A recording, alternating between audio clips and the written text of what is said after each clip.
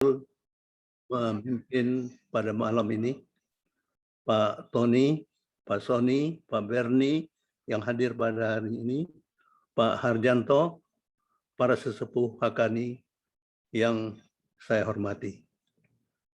Guru-guruku yang kucintai, Syekh Nazim, Syekh Hisam, Kiai Gus Ali Masguri di Sidoarjo, Syekh Mustafa di Jogja, Ustadz Johari yang khusus hari ini muncul di hadapan saya dan biasanya saya di Arafah bersama beliau.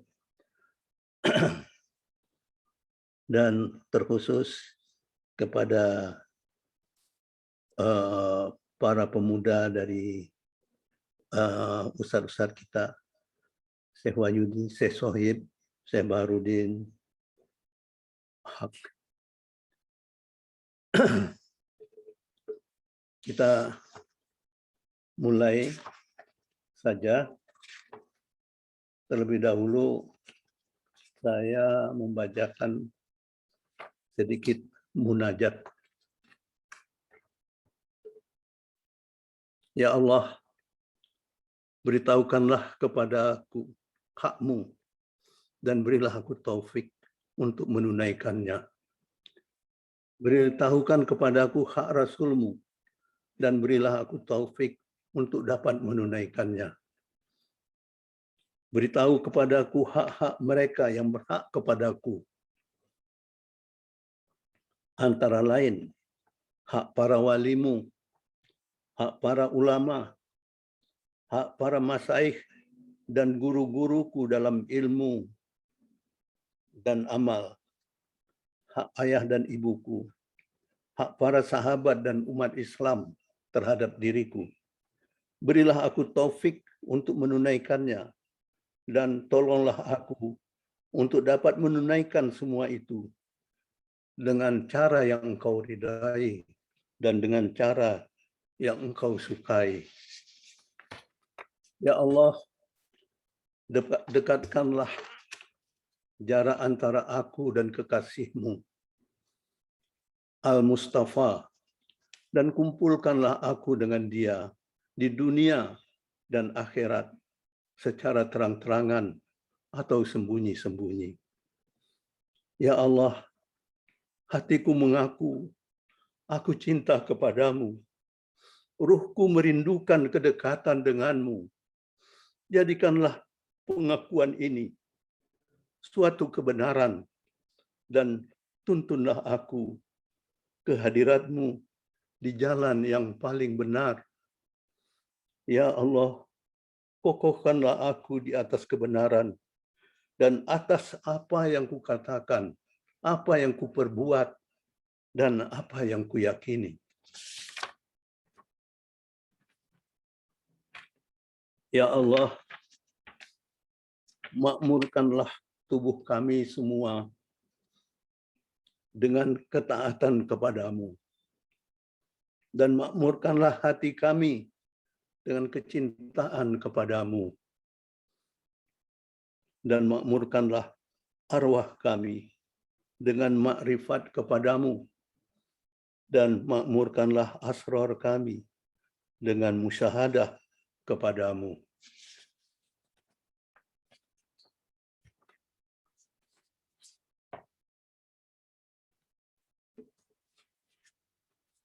Saudara-saudaraku, mari kita membaca, menikmati ayat suci Al-Quran, surat At-Taubah, 2 ayat terakhir. Saya bacakan teksnya saja. Sungguh telah datang kepadamu seorang Rasul dari kaummu sendiri. Berat terasa olehnya penderitaan yang kamu alami. Dia sangat menginginkan keimanan dan keselamatan bagimu. Penyantun, penyayang terhadap orang-orang yang beriman.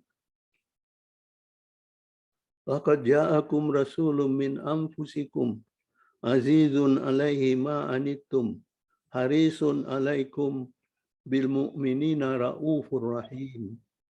Ini sesungguhnya yang kalimat yang luar biasa yang dicantumkan Allah pada Rasulullah. Bahwa Rasulullah adalah raufur rahim, hampir menyamai dengan sifat Allah. Dia sangat kasih sayang kepada kita. Coba kita lihat ya, ini nanti sebagian yang terakhir saya bacakan lagi. Pada setiap kali kita sholat, ketika kita menyebut Assalamualaikum ayuhan Nabi, maka beliau akan jawab. Berapa miliar kita di dunia ini? Beliau jawab secara ruh. Dan dia ruhnya dikembalikan dan dia jawab. Itu pernyataan dari Allah Subhanahu wa taala. Dan dia juga demikian kasih kepada kita umat manusia. Berapa juta orang yang bermimpi ketemu Rasulullah.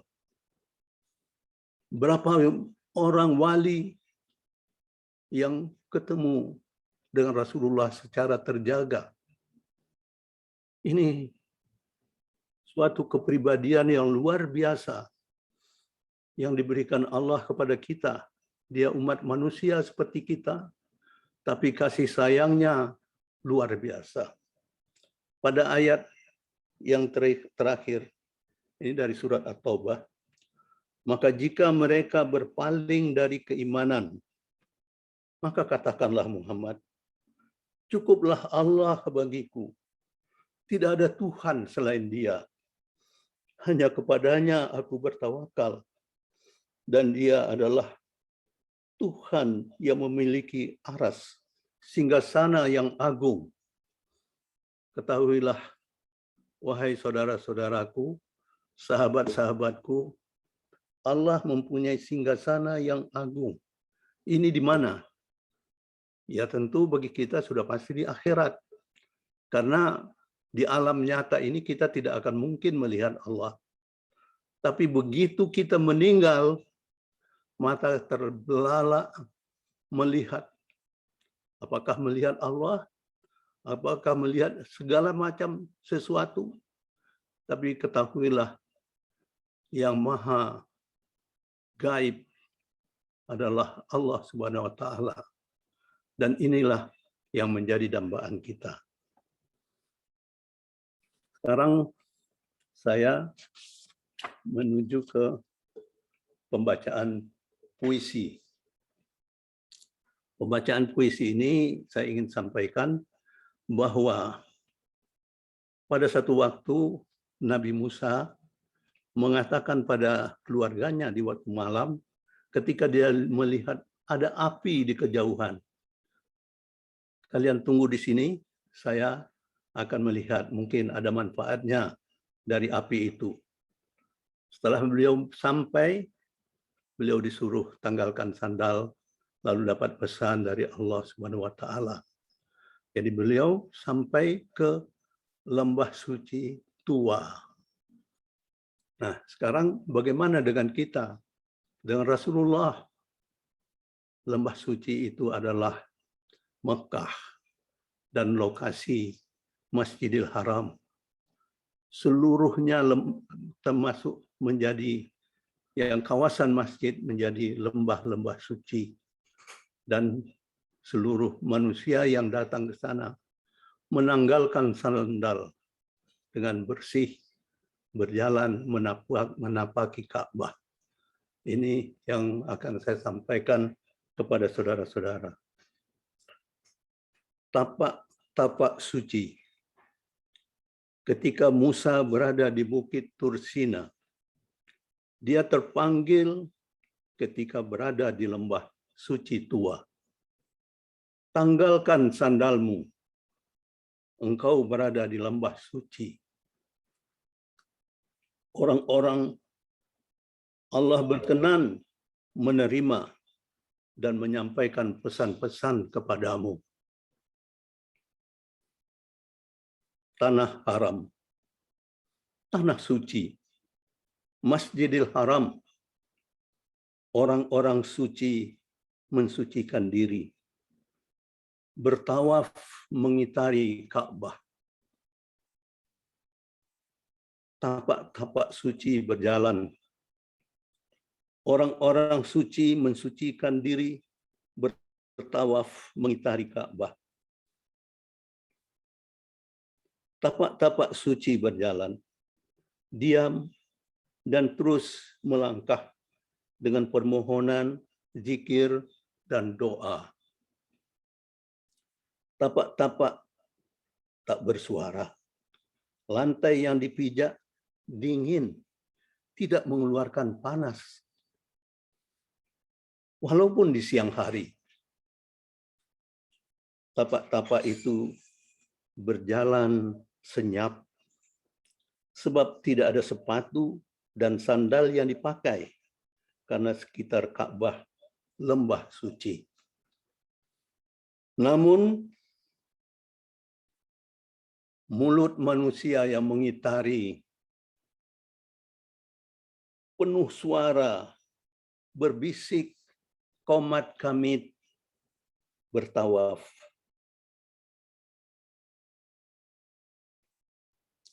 Dan suara mutawif lantang menyuarakan takbir, tahmid, dan doa-doa yang diikuti oleh jamaah. Ucapan salam pada Hajar Aswad mengawali tawaf, serta mengakhiri setiap putaran.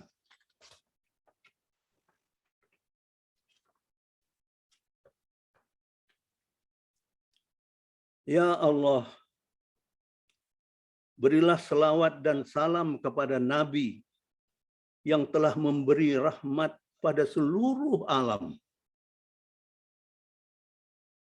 Tapak-tapak suci berjalan. Ya Allah, kami bersaksi dan kami sangat mencintai Nabi Allah Ibrahim dan Ismail yang telah membangun kembali bait-Mu yang suci.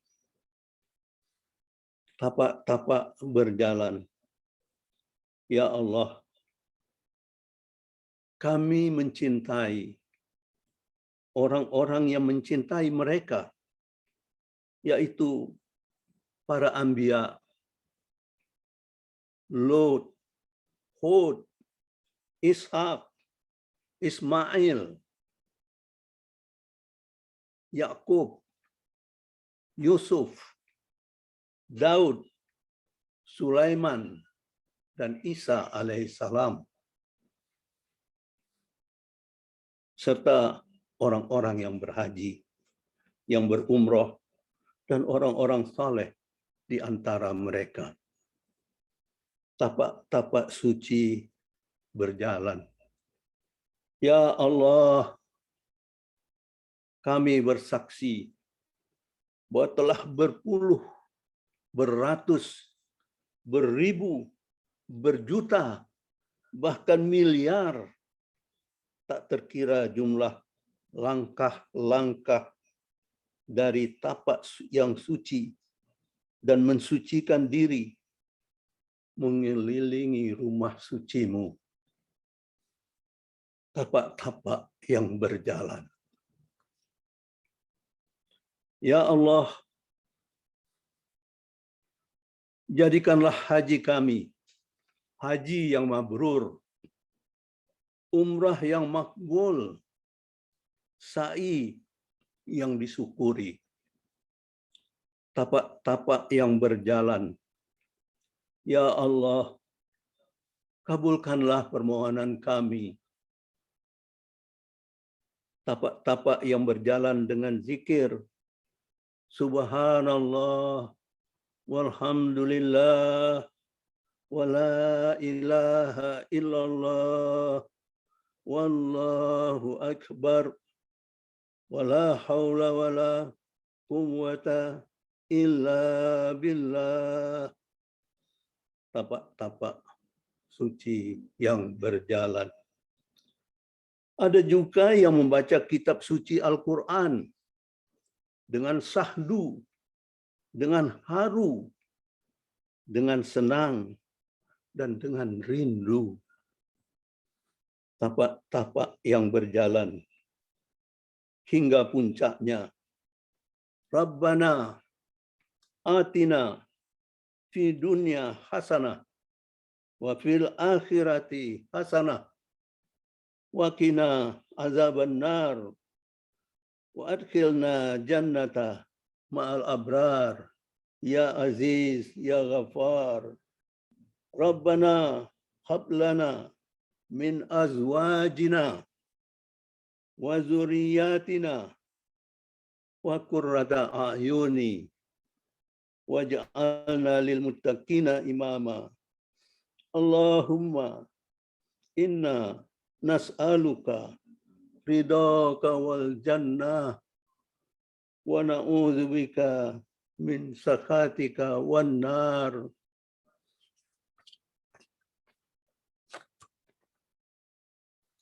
Tapak-tapak itu akan terus berjalan mengitari Ka'bah.